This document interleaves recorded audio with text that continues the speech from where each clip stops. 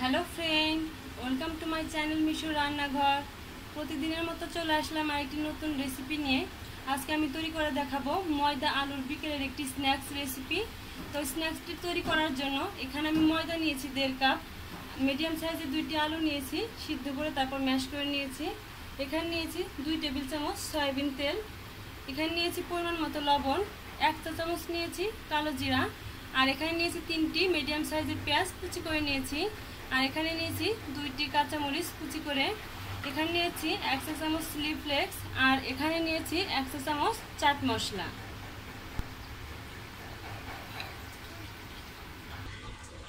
এখানে আমি একটা মিক্সিং বল নিয়ে ময়দাটা দিয়ে নিয়েছি। এখন এর মধ্যে দিয়ে দিচ্ছি 1 চা চামচ লবণ, 1 চা চামচ দিয়ে দিচ্ছি কালো জিরা, আর দিয়ে দিব রান্নার তেল মানে সয়াবিন তেল 2 টেবিল চামচ। এখন হাত দিয়ে আমি ময়দার সঙ্গে সব উপকরণ খুব ভালো করে মিশিয়ে নেব। আমার সব উপকরণ খুব ভালো করে ময়দার সঙ্গে মেশানো হয়ে গেছে। এখন আমি একটু একটু করে জল দিয়ে ময়দাটা মাখিয়ে নেব। একবারে জলটা দেব না, আমি একটু করে দেব আর মাখাবো। আর শক্ত একটা ডো আমি তৈরি করে নেব এখানে ময়দার। আমার ময়দাটা মাখানো হয়ে গেছে। এখন আমি 5 থেকে 10 মিনিটের জন্য ঢেকে রেখে দেব। আমি আর একটা মিক্সিং বল নিয়ে এখানে সিদ্ধ আলুটা দিয়ে নিয়েছি। এখন দিয়ে দিচ্ছি 1/2 চা চামচ লবণ, দিয়ে দিচ্ছি 1 চা চামচ চিলি ফ্লেক্স, দিয়ে দিচ্ছি 1 চা চামচ চাট মশলা, দিয়ে দিচ্ছি 1 চা চামচ কাঁচামরিচ কুচি, আর দিয়ে দিচ্ছি পেঁয়াজ কুচি। এখন এই সব উপকরণ আমি আলুর সঙ্গে খুব ভালো করে মাখিয়ে নেব। আর আমি অনেকদিন পর একটা ভিডিও দিচ্ছি। আমার একটু সমস্যার কারণে আমি ভিডিও দিতে পারিনি বা কারো ভিডিও দেখতেও পারিনি। তো কেউ রাগ করবেন না, সবাই আমার পাশে থাকবেন। আর আমার ভিডিওটা প্রথম থেকে শেষ পর্যন্ত দেখার অনুরোধ রইল আপনাদের কাছে। তো আমি এখন খুব ভালো করে মাখিয়ে নেব। ব্যাস আমার মাখানো হয়ে গেছে। আর এখানে যদি আপনারা চান যে ধনেপাতা দিতে তো দিতে পারেন, তো আমার হাতের কাছে ছিল না বলে আমি দিতে পারিনি। আর এখানে আমি আলুর পুরটা নিয়েছি, আপনারা চাইলে কিন্তু চিকেন বা ডিম সিদ্ধ করে কুচি কুচি করে নিতে পারেন। আর এরই মাঝে আমার কিন্তু 10 মিনিট হয়ে গেছে। আমি 10 মিনিট পর ঢাকনাটা খুলে এই ময়দার ডোটাকে আরেকটু মুথে নিয়েছি। ডোটাকে আমি 2টি ভাগে ভাগ করে নিয়েছি। তো একটি ভাগ এখানে রেখে দেবো আর একটি ভাগ আমি বাটিতে রেখে দেব। তো এটাকে আমি একটু গোল করে নেব, মানে আমি রুটির মতো করে বেলে নেব, অত পাতলা করব না।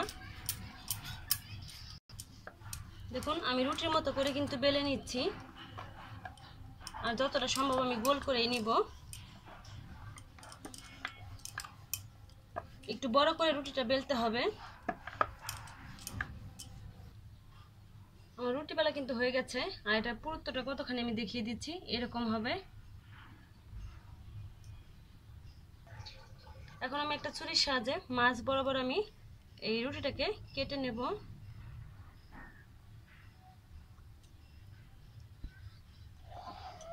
তারপর আবার হচ্ছে মাছ বরাবর আবার আমি এই ছুরির সাহায্যে কেটে নেব, মানে এটা দেখে আপনাদের বুঝে নিতে হবে।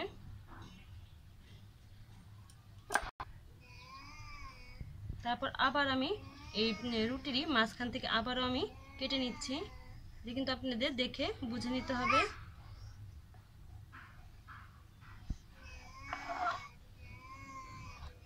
তো আবারও কিন্তু আমি কেটে নিচ্ছি।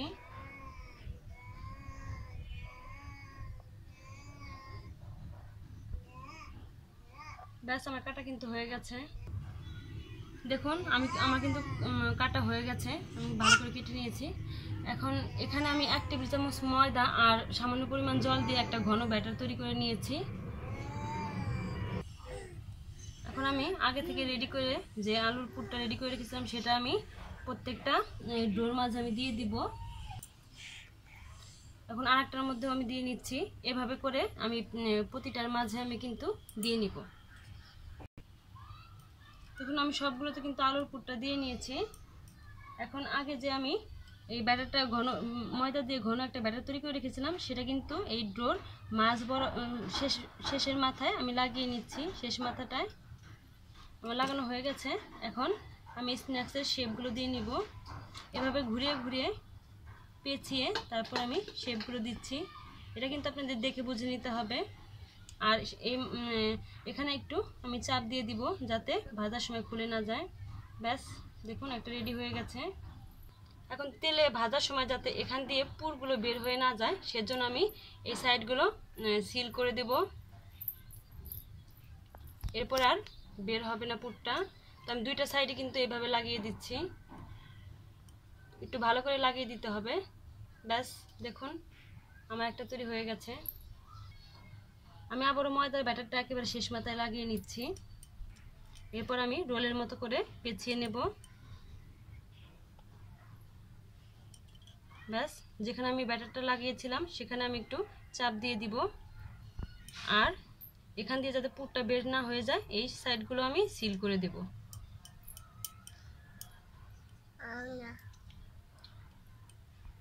ব্যাস দেখুন আরেকটা আমার রেডি হয়ে গেছে। ব্যাস দেখুন তৈরি হয়ে গেছে আমার সবগুলো নাস্তা। আমি একইভাবে কিন্তু সবগুলো নাস্তাকে তৈরি করে নিয়েছি। এখন আমি ভাজতে চলে যাব।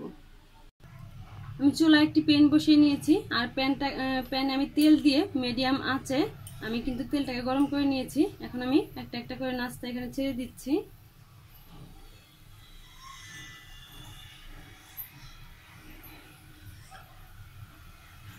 আর নাস্তাগুলোকে আমি উল্টে পাল্টে খুব ভালো করে দুইটা পাশেই ভেজে নেব। যখন একটা পাশে একটু লালচে কালার হবে তখন এই নাস্তাগুলোকে উল্টে পাল্টে দেব। আর সঙ্গে সঙ্গে কিন্তু উল্টাতে গেলে নাস্তাটা ভেঙে যাওয়ার সম্ভাবনা থাকবে। আর এই নাস্তাটা কতটা মজাদার একবার তৈরি করে না খেলে কিন্তু বুঝতেই পারবেন না। তো আশা করি সবাই এই নাস্তাটি বাসায় তৈরি করবেন। আমার মনে হয় সবারই খুব ভালো লাগবে খেয়ে। তো এইভাবে করে আমি আবারও অপর পিঠটা ভেজে নেব। আমার কিন্তু নাস্তাগুলো ভাজা হয়ে গেছে। দেখুন কত সুন্দর একটা কালার এসেছে। এখন আমি নামিয়ে নিচ্ছি।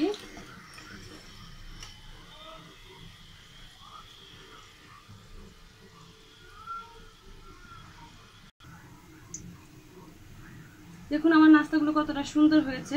আশা করি আমার এই নাস্তা রেসিপিটা আপনাদের কাছে খুব ভালো লাগবে। আর যদি ভালো লেগে থাকে তাহলে অবশ্যই লাইক কমেন্ট শেয়ার করতে ভুলবেন না।